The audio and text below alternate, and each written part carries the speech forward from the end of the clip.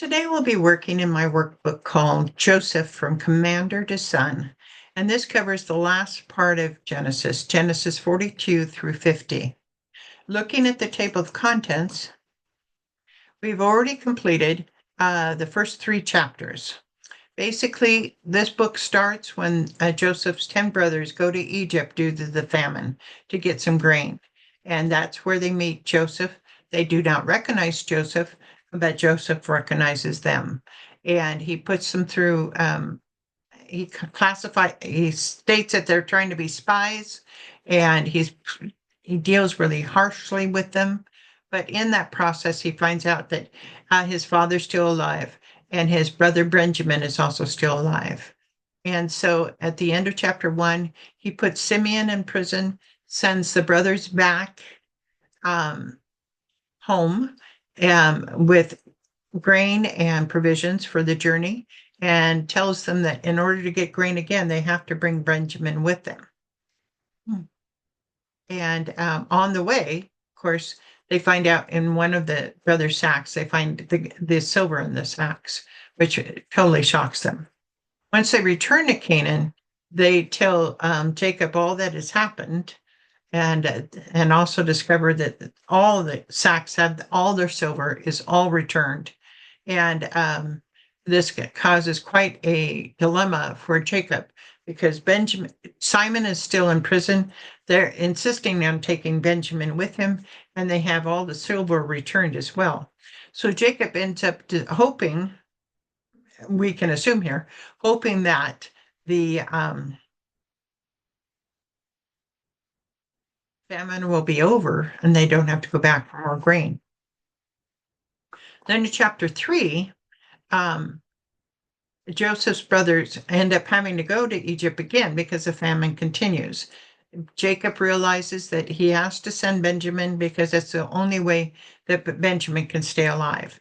So they return with Benjamin, and when Joseph sees the whole family, he tells his steward to bring them to his house. He was going to have dinner with them or lunch with them that day. So then he seats them from firstborn to youngest, and Benjamin gets 5 times the portion of food. And so that's pretty darn cool. But they still don't understand quite what's going on. So now we're in chapter 4.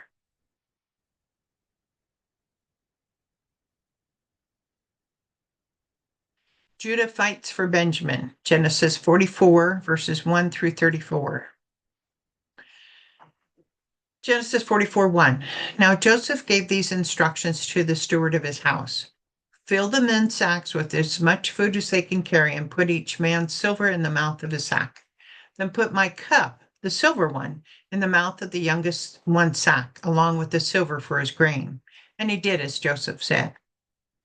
The items the steward was to put in each brother's sacks were as much food as they can carry, each man's silver in the mouth of his sack, which would be 2 shekels other than Joseph and Simeon's, which would be one. Joseph's would be Benjamin and Simeon's, which would be 1. Total of 20. The silver cup in the mouth of the youngest one's sack. Gotta fix that. So page. Sorry, I'm just noticing I have to fix something here. The brothers will leave Egypt happy, if not a little confused, with the generosity of the Lord of the land. What do you think they will feel when they discover not only the silver in their sacks again, but the silver cup? That they're in bigger trouble, that something is going on beyond their control and they don't know what to do about it. Why do you think Joseph is doing this? Especially in the sack of Benjamin? I think that he's setting up to try to see if they're going to fight for Benjamin. Genesis 44:3. As the morning dawned, the men were sent on their way with their donkeys. They had not gone far from the city when Joseph said to his steward, "Go after those men at once, and when you catch up with them, say to them, why have you repaid good with evil? Isn't this the cup my master drinks from and also uses for divination? This is a wicked thing you have done. Did the brothers stay overnight in Egypt? Yes, they did. Since it says they were sent on their way, does it seem that they stayed at Joseph's house, or do you think they stayed elsewhere and got all the provisions before they left? I believe they stayed at Joseph's house. The steward was to catch up with the brothers on their way home. The picture is probably correct. Although the brothers were traveling by donkeys laden with food, the steward probably rode by what animal? Horse, which is why he was able to catch up to them. What is the steward to accuse the brothers of? Taking the silver cup used for divination. Note, we don't actually know that Joseph used the cup for divination, since that would be against God's law. But many Egyptians did, so therefore the brothers would assume that it's true. Genesis 44:6. When he caught up with them, he repeated these words to them. But he said to him, why does my Lord say such things? Far be it from your servants to do anything like that. We even brought back to you from the land of Canaan the silver we found inside the mouths of our sacks. So why would we steal silver or gold from your master's house? If any of your servants is found to have it, he will die, and the rest of us will become my Lord's slaves.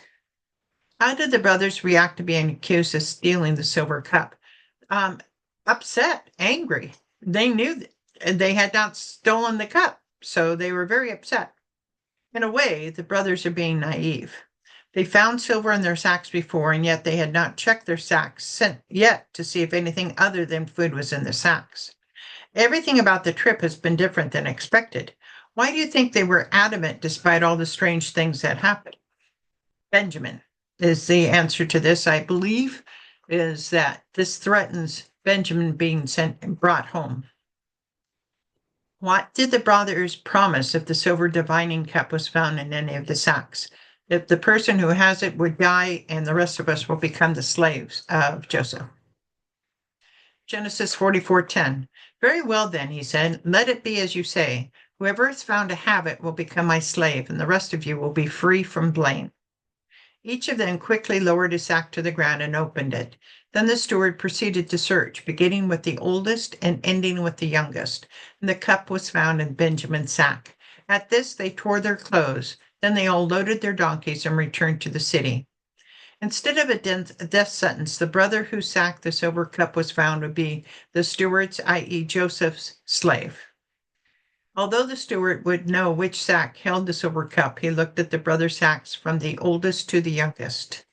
Why look in Benjamin's sack, the last, to build suspense, and let people realize, Benjamin, to build suspense.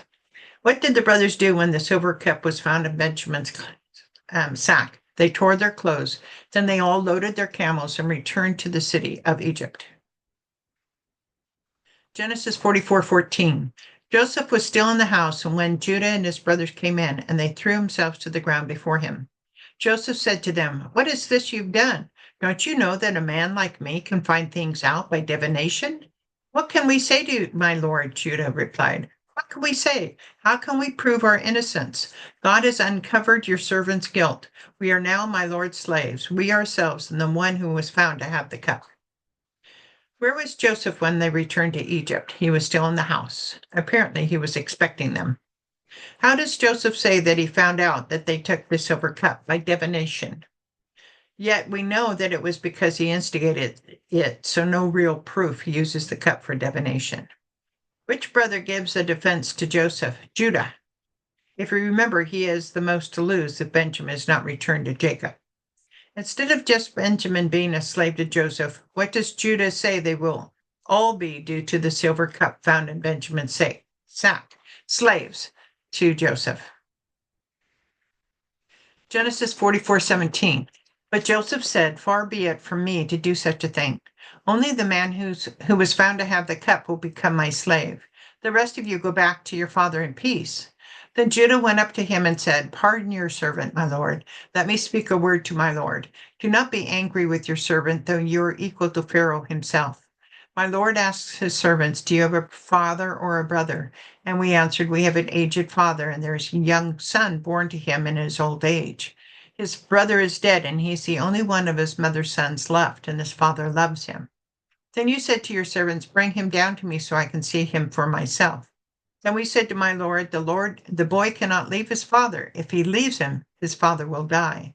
But you told your servants, unless your youngest brother comes down with you, you will not see my face again. When we went back to your servant, my father, we told him what my Lord had said. Then our father said, go back and buy a little more food. But we said, we cannot go down. Only if our youngest brother is with us will we go. We cannot see the man's face and yet, unless our youngest brother is with us. Your servant, my father, said to us, you know that my wife bore me 2 sons. One of them went away from me, and I said, he has surely been torn to pieces, and I have not seen him since. If you take this one from me too, and harm comes to him, you will bring my gray head down to grave in misery. Genesis 44:30. So now if the boy is not with us, when I go back to your servant, my father, and if my father, whose life is closely bound up with the boy's life, sees that the boy isn't there, he will die. Your servants will bring the gray head of our father down to the grave in sorrow. Your servant guaranteed the boy's safety to my father, and I said, if I do not bring him back to you, I will bear the blame before you, my father, all my life. Now then, please let your servant remain here as my Lord's slave in place of the boy, and let the boy return with his brothers. How can I go back to my father if the boy is not with me? No, do not let me see the misery that will come to my father. In verses 17 to 34, Joseph has learned many things. They are, the brothers think that Joseph is dead. The brothers have never told Jacob what happened to Joseph. Judah is willing to sacrifice himself so that Benjamin can be returned to Jacob, and Jacob may die at the loss of Benjamin as well as Joseph. So we've come to the end of the chapter. We will find out what happened, what Joseph's reply is in the next chapter. But meanwhile, let's see about the answers here. Who put the silver and the silver cup in the sacks? The steward did. Instead of a donkey, the steward was probably riding a horse. 5. Who made the brothers' defense to Joseph? Judah. 6. The steward said that Joseph used the silver cup for drinking and for divination. 7. The steward searched the sacks from the firstborn brother to the youngest. Right? Oldest to the youngest. Okay. 1 down. Which brother do the 11 brothers think is dead? Joseph.